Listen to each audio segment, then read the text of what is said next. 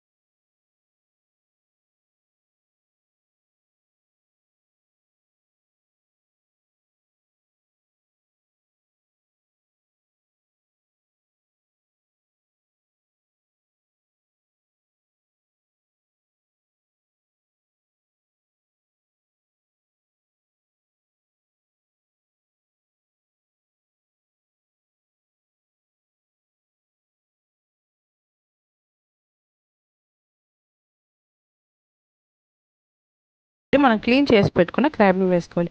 మామూలుగా మనకు షాప్లో అయితే పెద్దగా దొరుకుతాయి కదా అన్నీ బయట. నేను ఆన్లైన్లో ఆర్డర్ చేశాను, నాకు ఇలా చిన్నదిగా దొరికింది. బట్ నేను పెద్దదిగా వచ్చినా కానీ ఇలా సగంగా బ్రేక్ చేసి వేసుకుంటాను. ఎందుకంటే అప్పుడే మనకు మసాలా అంతా బాగా పడుతుంది ఆ కాళ్ళకు కానీ అన్నిటి.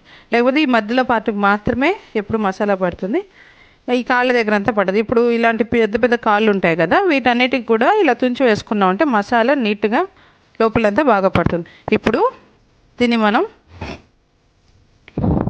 ఆల్రెడీ పెట్టుకున్న మసాలాలోకి వేసేసుకుంటున్నాను. చూడండి, దీన్నంతా ఒకసారి నీట్గా కలిపేసుకుందాం. ఇప్పుడు ఇందులో మొక్కలు అంతా అంటే క్రాబ్ మొత్తం మునిగేంత వరకు కొంచెంగా వాటర్ పోసుకోవాలి, ఎక్కువ పోసుకోకూడదు. ఒకసారి మొత్తం కలిపేసుకుందాం. వాటర్ పోసాం కదా, ఇప్పుడు మొత్తం కలిపేసుకుందాం.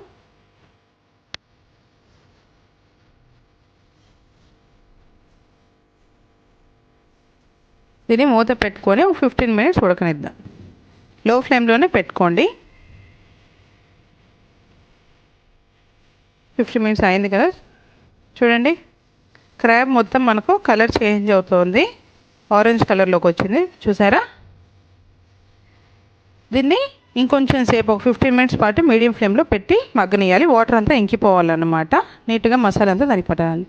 15 మినిట్స్ అయిపోయిందండి, చూడండి వాటర్ అంతా ఇంకిపోయి నీట్గా మసాలా పట్టింది కదా. ఇప్పుడు దీనికి సన్నగా తరిగి పెట్టుకున్న కొత్తిమీరని చల్లుకుందాం.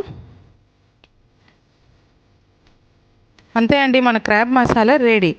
మీకు ఈ వీడియో నచ్చినట్లయితే లైక్ చేసి షేర్ చేయండి, నా ఛానల్ని సబ్స్క్రైబ్ చేయండి. Thank you, bye.